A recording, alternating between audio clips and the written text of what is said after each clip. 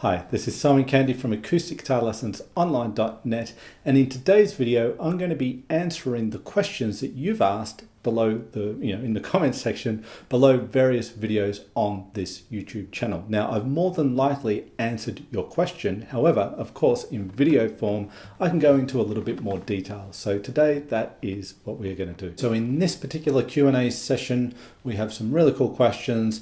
There's a question about finger picking and which fingers do you use? Is there a system to follow? So I've got some thoughts on that question. It's a very common question I get a lot. There's also a question about triads and whether you can use triads in an entire piece of music or whether it's just suited for certain parts of a song. And so I'm going to address that and give you some examples. Also about strumming and picking together when playing chords and chord progressions on guitar, good ways to train that. Travis picking on a D open chord. This is a common question because the bass is a little higher on the D open chord. So how would you go about Travis picking that? We also have a question about scales and whether you would bother learning scales in an open tuning, and so we'll cover that, as well as a very important question about how do I play, specifically play with a plectrum when I have such a long thumbnail. So I will also answer that question. So let's get into it. So the first question comes from Bill Simpson, and he's asking about rules, I guess, with fingers and which strings you pluck with which fingers when finger picking on guitar. So he's basically asking, do you always use the thumb for the lower three strings and fingers, index, middle, and ring fingers for the top three strings? So the answer is no. No, you don't always use the thumb for the three lower strings and fingers for the top three strings. However, it is a reference point, a starting point, okay? So it's like you've got a system for finger picking with no absolutes, okay? Meaning that a lot of the time you might do something, but it's not always going to be absolutely every single time, okay? It depends on what you're doing, and it depends on a couple of other things. So I'm going to link to a video here in the top right corner, which goes into finger picking technique in a little bit more detail. But in a nutshell here, in answering the question, a good place to start is, yes, your thumb plays the lower three strings of the guitar, the bass strings. Your index is going to pluck the third string, your middle is going to pluck the second, your ring is going to pluck the first string. So if I was playing like a C chord,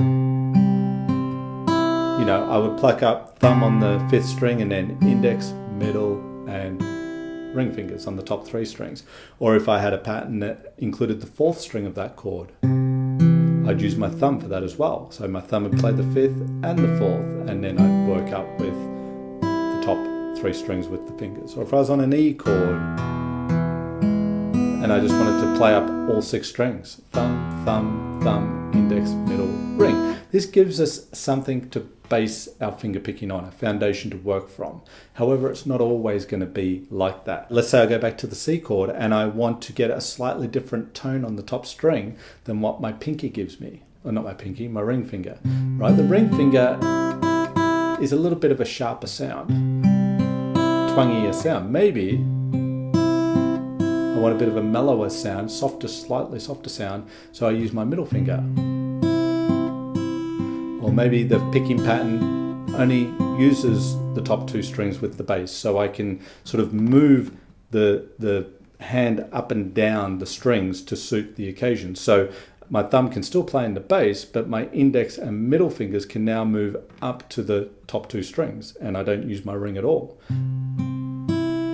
But maybe I want the twangier sound, so I might go with my middle and ring fingers. Hear the difference? Index, middle, softer and twangier, right? I don't know how well that comes across on the video here, but there is a difference. Sometimes I will choose the finger to go with depending on the tone it gives me. I think of the three fingers as pickups. The index is like the neck pickup, the middle pickup is my middle finger, and this ring is like the bridge pickup, which is the twangier pickup, right? Like a three-way pickup switch on an electric guitar. Okay, got a question from Stephen Morley here, and it's a question about triads and whether you can use triads for an entire piece of music or whether that would not work so well. The answer is yes, you could, absolutely. However, most times triads are played in conjunction with another guitar part. They're like an additional part to the guitar arrangement in the song as opposed to a standalone part. However, I'll give you a couple of examples where, one where that is the case, it's a secondary part, which it is a lot of the time, but I'll also give you an example of where a song is more or less based off just triad shapes. So there's a song by the Beatles called And I Love Her, and it's got a progression that goes F sharp minor, C sharp minor, does that a few times, and then it goes to an A chord and a B7 and the E. Okay, now that's happening on one guitar, and then another guitar is playing little arpeggiated triads on top of that. So while you've got this F sharp minor, C sharp minor going, you've got the little triad shapes of F sharp minor and C sharp minor. Okay, that's happening on top of these chords, right? As a secondary part. Then when it goes to the A, to the B, to the E, it will play an A, and then it will go to a B7, and then an E or an E6. So it's got a couple of little extensions there, but the same sort of concept or principle there of playing little chords on top of the bigger sounding bar chord shapes there. However, triads can pretty much be the part to the song, if you like, or a song can be almost entirely based off triads. And a good example is John Cougar Mellencamp. What's the song called? Jack and Diane. Okay, that's got just pretty much, it's a 3-chord song, A, D, and E, and variations of those 3 chords. And it's using all sorts of triad shapes throughout the song. So in the verse of this song, you've got a chord progression that's using just triads. It's A to E, D, E. It goes A, D, E, sorry, and D, E, A. Okay, and it's got little,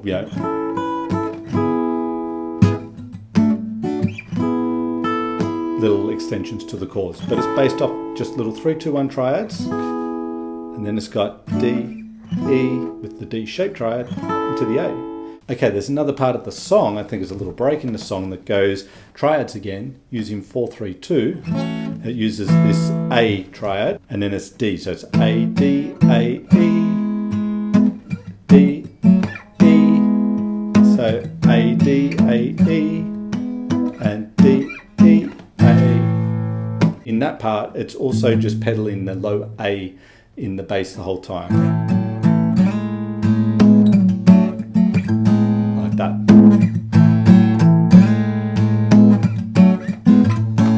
Okay, something along those lines. Okay, there is a question here from Kevin Gonyo. I'm probably butchering the pronunciation of that, but anyway, Kevin is asking about mixing strumming and picking techniques together. Well, let's see, because a lot of the time when you're strumming and so forth, you're going to pick some notes out. It might be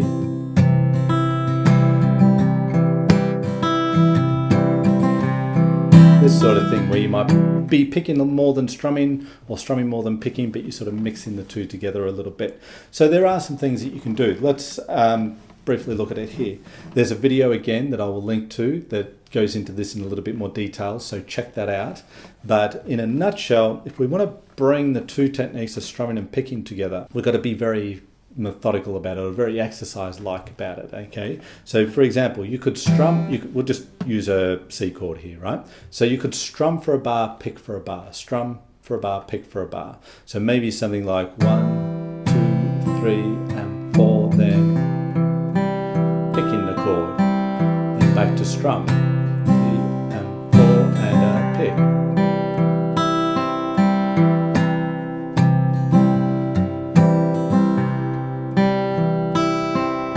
Okay, so that's 1 bar strumming, 1 bar picking.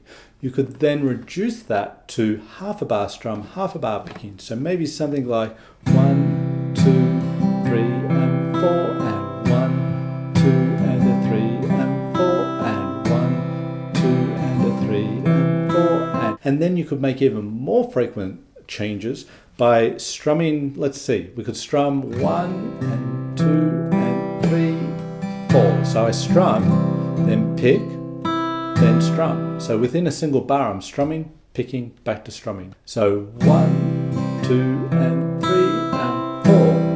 1, 2, and 3, and 4. So I'm strumming on the first beat, picking in between, and strumming on the last beat. So you're just mixing the two together, and it should sound pretty exercise-like I said at the beginning, because that's the idea. It's a drill to bring the two together. All right, got a question here from McNeil Mama 50. Probably not your real name, I don't know. But anyway, I do laugh at some of the names here. But that is who is asking this question. And it is about Travis picking on a D chord. And I'm assuming you're talking about a D open chord. Now, if you're not familiar with Travis picking, well, you can check out some links in the top right corner. There are several Travis picking videos on this channel. Often with pretty much always with traditional Travis picking, you use a thumb pick, and we have bass patterns. And like on a C chord, we can play a 5-4, 5-4, for example, bass pattern. On a G, it might be a 6-4 because it's a root 6 chord. But when you get to this D chord, the root note's on the 4th string. So often you get the question of how do you play a bass pattern on the D, because your thumb presumably needs to go to the 3rd string. And yes, that is true. Your thumb does need to go to the 3rd string if you're going to sort of pick a bass pattern on this D open chord as it is here, right? We call it a 4-3. Not so common, but that's what you would do, like so. 1. So I'm playing this Travis picking, and I've got a 4-3 bass pattern. So on the D standard open chord as it is here in root position, yeah, I would do a 4-3 bass pattern. Okay, and then whatever is happening on the top of the chord. However, it does leave a sort of narrow range to work in, and it does feel a little odd sometimes when majority of your chords have the bass happening on the lower 3 strings, and then all of a sudden you're up on these higher strings. One option is to play this D with an F sharp in the bass, which is a very common chord. And if you do that, now you can play a 6-4 bass because you've got a root note on the 6th, a bass note on the 6th string. So a more common 6-4 bass pattern. Sort of thing. Okay, instead of, which is again a little high, if you know what I mean. Okay, got a question here about how do I use a pick when I have such a long thumbnail. Now, my thumbnail is reasonably long. Right now, it's probably not all that long, although it doesn't get much longer than this. But I did get the question of how do I use a pick, plectrum, when I've got such a long thumbnail. Well, it doesn't really get in the way. First off, when I hold my pick, and I've done this for the last 4 or 5 years, instead of using the pointy end of the pick, I use a round end of the pick. So if I'm strumming, picking, flat pick, I'm always using the rounded edge of the pick, not the triangle part, if you like, the pointy tip. Why? Because I just like it's a nicer sound to me. It's a bit more of a mellower sort of sound. It's not an unusual thing to do. There's quite a few guitarists that would do that. I don't think that really matters. If I was using the pointy end of the pick, which actually feels quite strange to do now, it doesn't really matter. My thumb itself, the edge of the thumb, whether I'm holding it, in the traditional sense or using the rounded side, doesn't extend past the tip of the pick. Okay. See if you can see that there. Okay, the thumbnail might slightly, but it doesn't get in the way when I strum. I've got my pick on a slight angle, or strum, when I'm using the flat pick. Now, if some of my nail hit the string as I strum, well, that's okay. It just adds to the sound, right? So it's not really going to matter anyway if it did. But I'm just sort of looking here, and it doesn't get in the way. It's just in line with the side of the pick. If it went too far over, then yeah, that's going to be an issue. If my thumb is going over the side, over the edge of the pick, it's going to interrupt the pick hitting the string. So nail or no nail, that will happen. So you don't want that happening whether you've got a thumbnail or not. Again, I'm using the rounded side of the pick, not the pointy end, and I do just place it between, towards the top of my index finger, and then my thumb comes in over the top. So if I have my my thumb and my index finger with no pick, and they just come down one on top of the other. So the thumb's over the side of the index finger, not sort of fully flush with the face of it. Then I just slot the pick in there. That's where it is. And I've got this, little circle, if you like, there. I don't want to have it sort of down, the index finger quite a way, like so. Sometimes people play like this with the thumb, with the pick right the way down. That probably would be an issue too. So it's just towards the tip of my finger, my index finger there, my thumb over the top, and just making sure the thumb more or less doesn't protrude past the edge of the pick, and you're all good to go. And a question from Mark Graham here about whether or not he should learn scales in dad-gad tuning or in conventional standard tuning. Well, I would say both, but it's different. Okay, so I'm in dad-gad here. I'm going to link to a video once again in the top right corner. There's a couple on the channel about dad-gad tuning, so you can check those out. But in a nutshell, should you learn scales in open tunings? Yes, but there's no point trying to play scales in open tunings as you would in standard tunings. So in standard tuning, Mark, yes, learn scales, absolutely. Learn the fretboard in scales, learn how to visualize the fretboard in scales. In open tunings, learn scales, but open tunings really are about the open strings. It's the non-standard droning of open strings, non-standard notes, I should say. You got D, a higher and a lower D, as opposed to the standard D open string here. You've got an open A up higher than, in addition to the standard low open A string. So you want to sort of utilize the open strings here in your scale patterns. For example, a D blues scale in dad-gad is very simple. Open 3, open 3, open 3, open 1, open 3, open 3. Very cool scale, right? I'm not going to try and play an open E minor pentatonic scale as I would in standard tuning in dad-gad tuning, because what's the point? If I was to do that, it'd be sort of it's quite odd if I was playing standard pentatonic scales. Like if I played an A,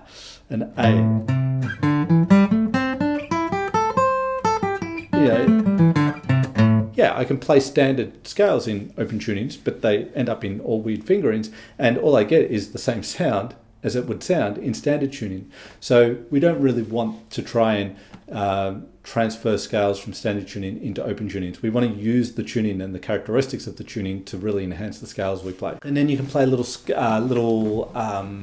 riffs from the scale. Now it's a little different, so you've got to get used to the scale and sort of the setup of the sound, but little things like, right, it's just a little double stop, and then coming back to the first fret there, and finishing on the open D. But you're just pulling out little refs and things that you can do.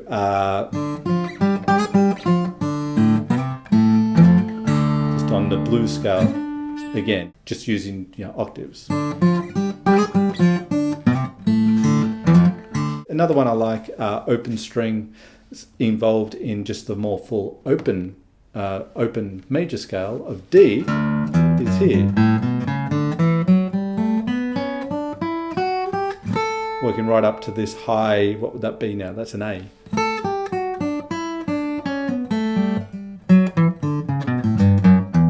There we go, something like that, right? So I'm just playing from the low D, working my way up, then I get some open. I really like that, as you sort of back and forth between the third and second strings, with the opens, then the fourth frets, then the open. It's got a nice sort of feel to it when you pick that out. And then you can come back down. Okay, and there's little things that that you can do with that. Little refs and things that you can play around with in dad-gad. Let me know in the comments below this video which acoustic guitar topics you'd like to see covered in future videos. Ask all the questions you like, because as you can see from today's video, I will create more videos answering your questions. So while I do my best to answer your question in the comments, I can do it in a lot more depth in a video. So ask away. You're more than likely going to see it come up in a future video. If you like this video, then hit that like button. If you haven't already, subscribe to the channel, and of course hit the all important notification bell button so YouTube can tell you when I've released a new video. This is Simon Candy from Acoustic Guitar Lessons Online.net. As always, thank you for your attention and for being here. I really appreciate your time, and I look forward to seeing you in the next video.